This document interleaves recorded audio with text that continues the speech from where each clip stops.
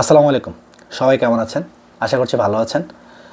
অনেকেই হচ্ছে কোরিয়ান ভাষা শেখার পরে প্রবলেমে পড়েন যে ভাইয়া শব্দ তো মনে থাকছে না, এত পড়ি, সকালে পড়ি বিকালে ভুলে যাই, বিকালে পড়ি পরের দিন সকালে ভুলে যাই, এভাবে তো আমি পরীক্ষা ভালো করতে পারবো না, তাই না? এটা এটা একটা টেনশনের বিষয়। তো আমি এক্ষেত্রে আমার এক্সপিরিয়েন্স এখন আপনার সাথে শেয়ার করবো। আপনারা হয়তো অনেকেই জানেন যে মানুষের ব্রেইনের মানে হচ্ছে দুইটা পার্ট থাকে, একটা হচ্ছে টেম্পোরারি ব্রেইন, একটা হচ্ছে পার্মানেন্ট ব্রেইন। একজন ইউটিউবে একজন ডক্টর নুসরাত নাকি আমি নাম ভুলে গেছি, ওনার ভিডিওতে উনি এটা বলেছেন।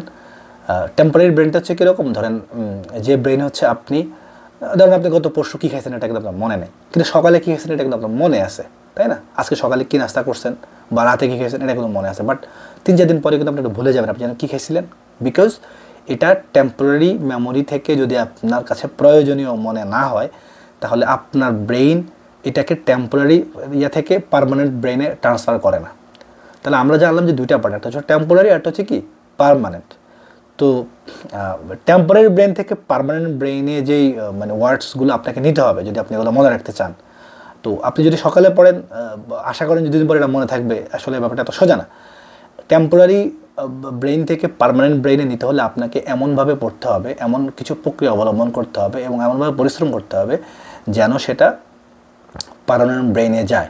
এই জন্য যেটা করতে হবে, মানুষ সাধারণত কোনো শকিং নিউজ বা কোনো ফানি বা কোনো ভীতিকর বা কোনো অনেক আনন্দদায়ক কোনো ইন্টারেস্টিং কোনো বিষয়, এগুলো কিন্তু মানুষ মনে রাখতে পারে। যেমন আপনি যদি কোরিয়ান মেয়ে বিয়ে করতে চান, কথার কথা অনেকে চায় কোরিয়ান মেয়ে বিয়ে করতে, আপনি কোরিয়ান মেয়ে হচ্ছে সুন্দরী মেয়েদেরকে কী বলে, এরপর হচ্ছে আপনার বিয়ের কোরিয়ান ভাষা কী, এরপর হচ্ছে আপনার এই যে এরকম কয়েকটা জিনিস যেগুলো আপনার মধ্যে আগ্রহ আছে, দেখবেন যে সেগুলো পড়লে আপনার মনে থাকবে, কারণ জিনিসটা আপনার জন্য ইন্টারেস্টিং। তো এরকম প্রতিটা বিষয় আপনি যদি একটু আগ্রহ নিয়ে পড়েন এবং এটাকে মজার চোখে দেখেন তাহলে মনে থাকবে, অথবা যদি আপনি অবাক হয়ে যান, মানে একটু মানে কৌতূহলী, তাহলে মনে থাকার পক্ষে সম্ভব। আরেকটা হচ্ছে যে আপনি যেগুলো কিছু ওয়ার্ড আছে যেগুলো বোরিং ওয়ার্ড, মানে মনে থাকতে চায় না, আপনার ভালো লাগে না, ইন্টারেস্টিং কিছু না, সেগুলো আপনি কীভাবে টেম্পোরারি থেকে পার্মানেন্টে নেবেন, এগুলোর জন্য আপনাকে হচ্ছে রিভিশন দিতে হবে। মানে বাংলাদেশের যে হেফজোখানাগুলো আছে, যেখানে হচ্ছে কোরআন হাফেজ হয় যারা হয়, তারা কী করে, তারা হচ্ছে সকালে একদম মানে রাত্রেবেলা হচ্ছে নতুন একটা পেজ পড়াশোনা করে, ধরেন এক পৃষ্ঠা বা 2 পৃষ্ঠা ওনারা মুখস্থ করে, একদম মানে নিউ আর কি, ইনটেক। পরের দিন সকালবেলা হুজুরের ফজরের পরে বা ফজরের আগে এই নতুন সবকটা হুজুরকে শোনানো হয়, নতুন 1 পেজ বা 2 পেজ, ঠিক আছে? শোনানোর পরে এরপর ওনারা কী করেন, ওনারা হচ্ছে সকাল 8টা-9টার মধ্যে ওনারা 7 সবক, মানে পিছনের 7 দিনের যে পড়াটা উনি নতুন শিখছে এটা উনি রিভিশন করে, ঠিক আছে? উনি রিভিশন করে উনি এটা হুজুরকে পড়াটা শোনায়। দুপুরের দিকে হচ্ছে উনি ওনার পুরাতন যে পাড়াগুলো আছে সেখান থেকে 1 পাড়া শোনায়। অর্থাৎ এটা কিন্তু একটা মানে সায়েন্টিফিক্যালি একটা মানে আসলে মানে প্রুফ যে আসলে এটা কাজ করে। আপনি আপনার ধরেন আপনি ইপিএস টপিক বই পড়তেছেন, তো আপনি প্রতিদিন সকালবেলা নতুন একটা চ্যাপ্টার মুখস্থ করতেছেন, ওয়ার্ড স্ট্রজ এগুলো পরদিন হয়তো ভুলে যাবেন আপনি, এটা স্বাভাবিক। তো আপনি কী করবেন, আপনি এভাবে 7 দিন পড়লে প্রত্যেকদিন আপনি তার পিছু মানে যত আগাতে থাকবেন, ধরেন কথার কথা আপনি এখন মানে হচ্ছে 20 নম্বর চ্যাপ্টারে আছেন, আজকে সকালবেলা 20 নম্বর অধ্যায় আপনি মুখস্থ করছেন।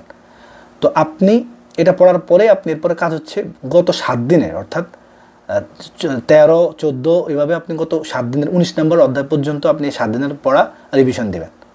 হ্যাঁ, তারপর হচ্ছে আপনি বিকালের দিকে হচ্ছে বাকি যে কোনো 10টা অধ্যায় বা অন্য কোনো সাইডে আপনি রিভিশন দেবেন। এভাবে করলে হয় কি, আপনার না মনে করেন হচ্ছে ওয়ার্ডসগুলো আপনি ভুলবেন না। আপনি যদি এভাবে ধরেন আপনি পরের দিন 21 নম্বর অধ্যায় মুখস্থ করতেছেন, মানে আমি ধরলাম যে আপনি শনিবারে 20 অধ্যায় পড়ছেন, রোববারে 21তম অধ্যায়। 21তম অধ্যায় মুখস্থ করার পরে আপনি কী করবেন, এবার আর সামনে আগাবেন না, আপনি পিছন দিকে হচ্ছে 7 অধ্যায়, অর্থাৎ 15 নম্বর থেকে 14 নম্বর অধ্যায় থেকে আবার পড়া শুরু করবেন। 14, 15, 16, 20 নম্বর অধ্যায় পর্যন্ত পুরোটা আপনি মুখস্থ করবেন, ঠিক মানে মুখস্থ রিভিশন দেবেন। মনে থাকবে না কোনো সমস্যা নেই, আপনার কাজ রিভিশন দেওয়া, মনে 7 দিন টানা দেবে, এভাবে রিভিশন দিলে অটোমেটিক মুখস্থ হয়ে যাবে ইনশাআল্লাহ। হ্যাঁ, বাট প্রথমবার একটু মুখস্থ করার চেষ্টা করবেন।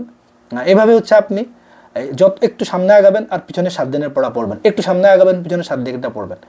এভাবে পড়লে আপনি দ্রুত শিখতে পারবেন। আর যদি আপনার ব্রেন একটু ভালো হয় তাহলে আমি বলবো যে আপনি নিজে যদি অনলাইনে মানে আমাদের কাছে কোচিং করতে চান তাহলে আপনি দ্রুত কোর্সটা শেষ করতে পারবেন, দ্রুত শিখতে পারবেন, বিকজ আমাদেরটা ওইভাবে তৈরি করা, আপনার রিভিশন দিতে সুবিধা হবে।